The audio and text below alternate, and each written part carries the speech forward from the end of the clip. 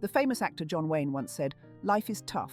It is tougher if you're stupid." Running a business isn't really that complicated. You don't need an MBA to be a successful entrepreneur. Maybe you are scared to fail. Maybe you don't know where to start. Well then, this is really the book for you. This might be the most practical and easy to understand book about business you will find. Here, you will learn the most important concepts you need to know for running a business. You will learn how businesses actually work, how to start a new business, or how to improve your existing business. Forget all of the negative ideas people tell you. They say it's really risky, you might lose a great amount of money, or you're not an expert. Well, you don't really have to know everything to succeed. And of course, you can always start small. You only need to remember 5 things to start a business. It is as easy as that. You will learn them one by one in this book.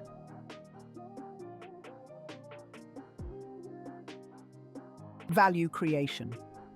The first thing you need to do to start a business is to think of the value you will give. What is the product or service that you will provide? What do people not have enough of? Value is anything that can make a customer's life better. The best businesses are those which create more value to people. To better understand, let's define what business is. A business is a continuous process that 1. Creates and gives value, 2. That some people need, 3. At a price that is acceptable, 4. In a way that satisfies the people's expectations, 5. A business will earn enough profit to make it worthwhile for the entrepreneur to continue.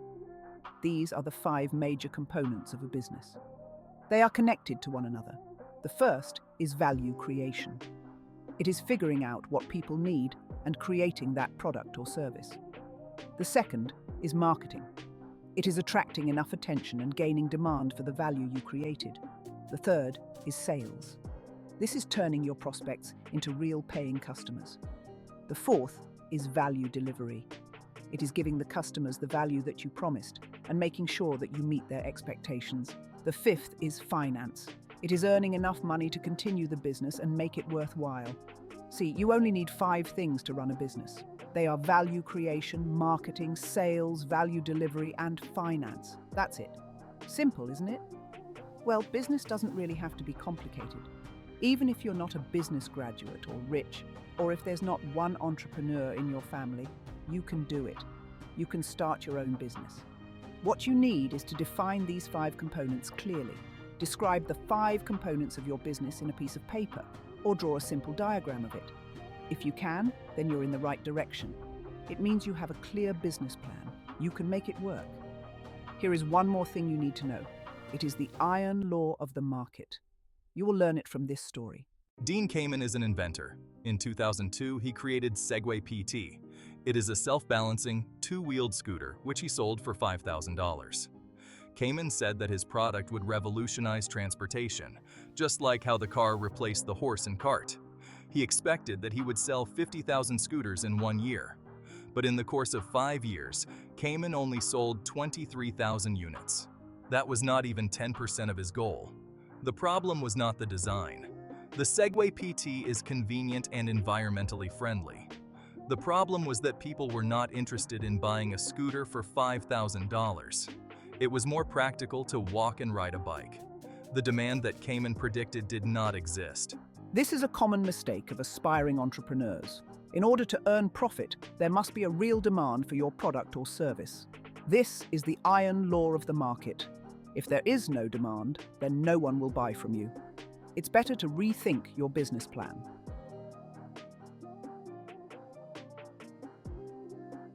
Marketing. How do you get demand? That is through marketing. It is not enough that you have a product or service. People should know about your business and what you have to offer. Marketing is about getting the attention of the right people and making them interested in buying your product. These people are your prospective customers. Marketing is the science of finding these prospective customers who will most likely buy from you. The best businesses know how to attract the right people in the quickest and cheapest way. The more prospective customers you attract, the more successful your business will be. Marketing is often confused with sales. See, there's what we call direct marketing, where the salesman shows off the product and convinces the customer to buy on the spot. But in normal circumstances, marketing is getting the attention of prospective customers. Sales occurs when you take the customer's money. It is closing the deal. Getting the attention of people is hard work. People are occupied with so many things every day. Your marketing must be effective enough for your prospective customers to notice you. How can you do that? First, your marketing must be directed to the right people. For example, if you want to sell home-cooked vegan meals, you can search vegan groups on social media. There you can post a blog or give the link to your website.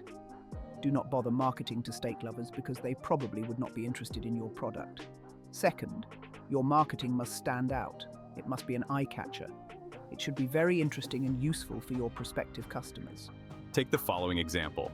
When he's taking a run, Josh Kaufman wears his Vibram FiveFingers shoes. Often, people on the street ask him about his unique shoes.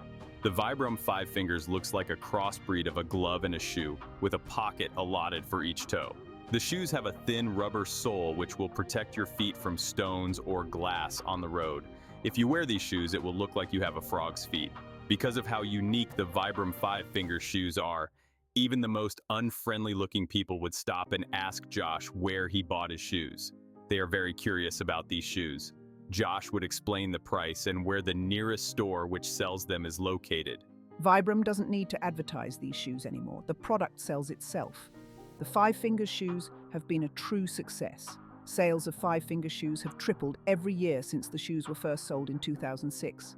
People are crazy about them. In 2009, the total sales had already reached $10 million. That was even without Vibram FiveFingers advertising on TV commercials or huge billboards. The author Seth Godin said that marketing must be as unique and interesting as a purple cow. Think of all other marketing strategies out there as brown cows. They are all similar, boring and ordinary. But imagine seeing a purple cow in a field. Now, that will really get your attention. That is the effect you need to have on your prospects. Your marketing should convince the right people to buy from you at once.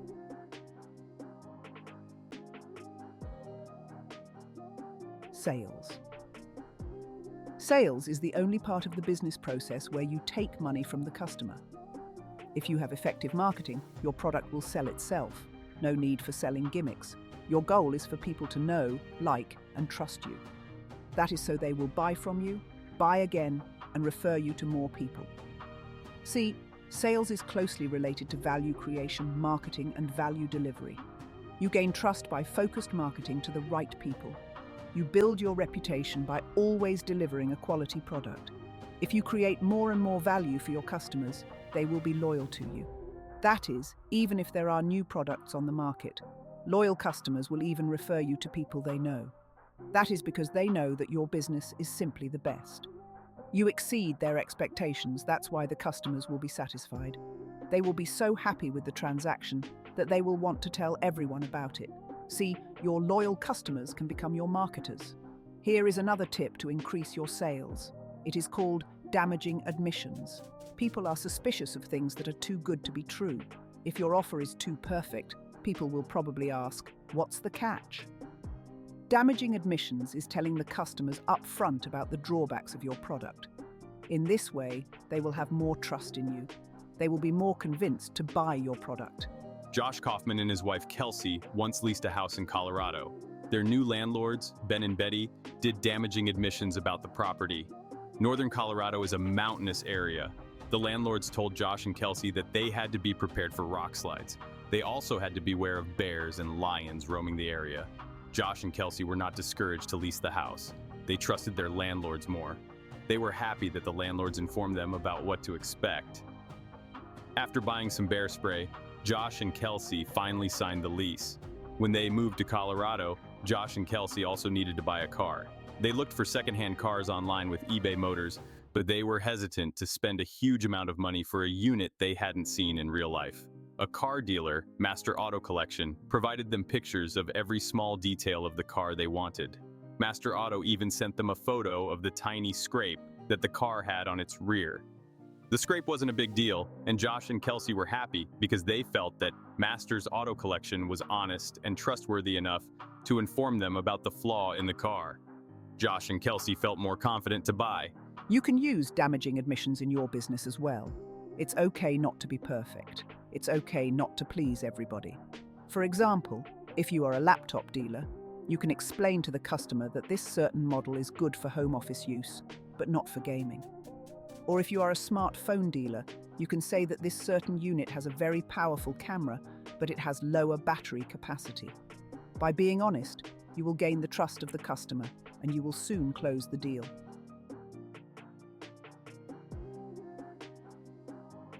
Value delivery.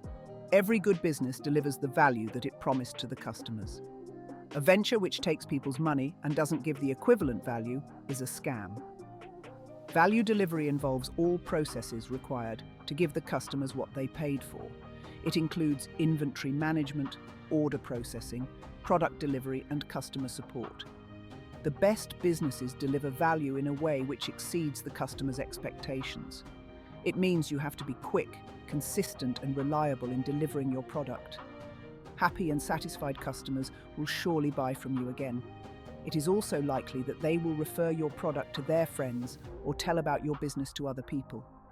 Do you want to know Zappos' secret to success? Zappos is the leading online shoe store. In 2009, Amazon acquired Zappos for $1.2 billion. The value delivery of Zappos is that they offer free shipping. Aside from that, customers can always return the shoes if they change their mind. Zappos will take them back with no questions asked. Because of these options, more people bought from Zappos. But Zappos' ultimate advantage is that it exceeds the customer's expectations. Zappos surprised customers with next-day delivery. The website may say that the shoes will arrive in 3 to 7 days, but the customers will receive the package the day after making the order. Zappos doesn't advertise next-day delivery, they just do it to exceed the customer's expectations. Because of that, they gained many loyal customers. You can apply it to your business as well. Always find ways to exceed the customer's expectations.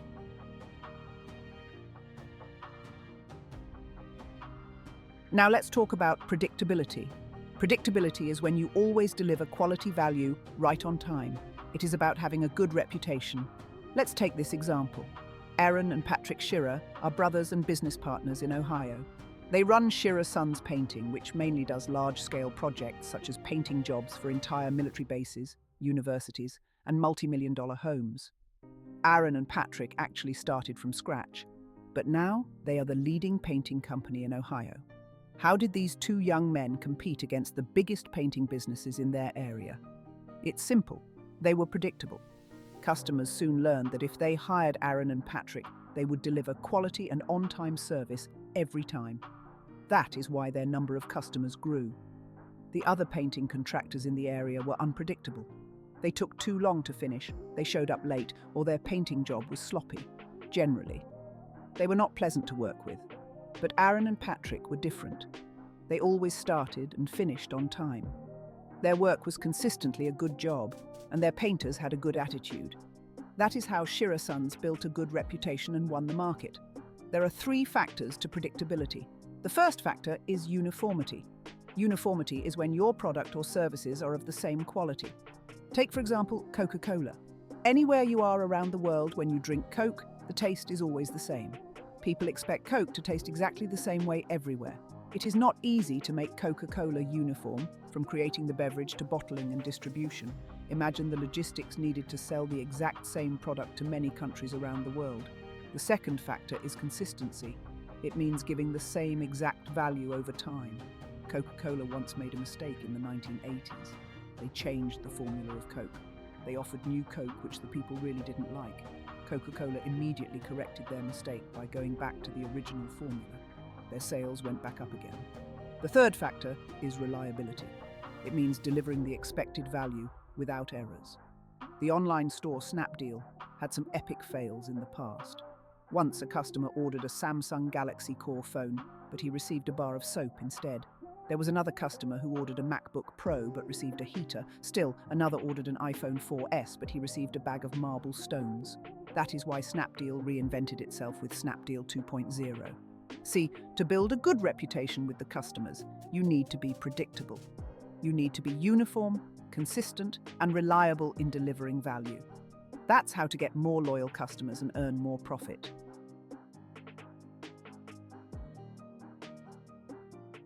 Finance. When people hear the word finance, they think of many bars and charts or spreadsheets with endless numbers.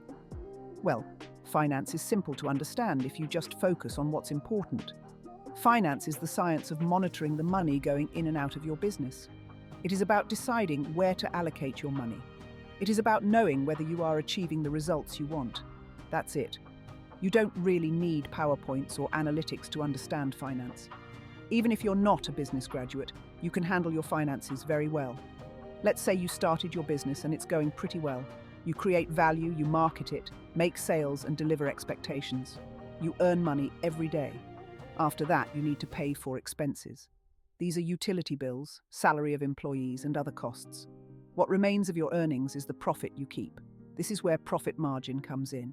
Even if your business is earning $1 million every year, but your expenses amount to $999,999, that is not good. Revenue minus expenses is equals profit. You need to earn more and spend less so that you take home more money. You use this profit to scale up your business or to survive unexpected events such as a pandemic. If you run out of funds, you will have to close the business. Profit margin is simply how you measure the money you spend in order to get the money you earn. The bigger the profit margin, the better your business is. So, let's say you need to spend $100 to earn $200. That's a 100% profit margin. If your production cost is $50 and you sell each unit for $150, then your profit margin is 50%. If your profit margin is low, that is not good. Profit is what makes it worthwhile for you as an entrepreneur to continue your business. It is the payback for all the energy, time, and money you invest in your business.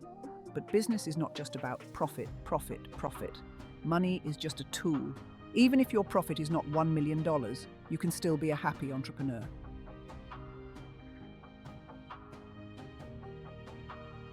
We are talking about the concept of sufficiency. You can learn from this story. Once there was a senior executive who went on a vacation.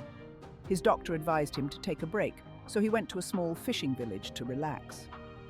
The executive took a walk by the pier, and soon a fisherman arrived in a boat. The executive complimented on the fresh tuna fish that the fisherman just caught. They were huge and good in quality. The executive asked the fisherman, "Sir, how long did it take you to catch all these fish?" Only a little while. The fisherman said. Why don't you stay longer to catch more? Asked the executive. I already earn enough to support my family. The fisherman replied. But what do you do with the rest of your time? Said the executive. I sleep late, fish a little, play with my kids, take siesta with my wife, visit my friends, and sip wine. Sir, I have a Harvard MBA and I can help you. It would be best for you to spend more time fishing. With more profit, you can buy more fishing boats. Instead of having a middleman, you can sell your fish directly to the customers. You can run your own factory. You can produce canned tuna and distribute them to grocery stores. If you manage the business well, you can leave this village and move to the big city. You will earn millions. And how long will this take, sir? The fisherman asked. Well, 15 to 20 years, maybe 25 years maximum. And then what happens after that, sir? That's the best part. The executive said. You can retire with your big earnings. Then you can sleep late, fish a little, play with your kids, take siesta with your wife, visit your friends, and sip wine. See, in the end, it turns out that the fisherman was happier than the senior executive. The fisherman earned enough money for his family and enjoyed his life. Meanwhile, the senior executive earned millions, but he spent all his time at the office and got sick. This is what we mean by sufficiency. You don't need to earn millions to say that your business is successful. You just need enough profit to operate the business and support your family. Then, you can have leisure time and live your life. Since employees and contractors are usually paid on a monthly basis, you can clearly calculate your finances every month. As long as you have enough money left after expenses, then business is good. But if you are short on profit, then you need to do better with your business.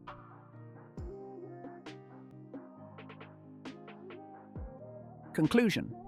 You learned about the 5 major components of a business. You learned about value creation, marketing, sales, value delivery, and finance. You learned about the iron law of the market. There must be real demand for your product before you go out and sell it. You learned about getting the attention of your prospective customers. Focus your marketing to the people who will likely buy from you. You learned about the importance of a good reputation. People need to know, like and trust you so that they will buy again, and refer you to their friends.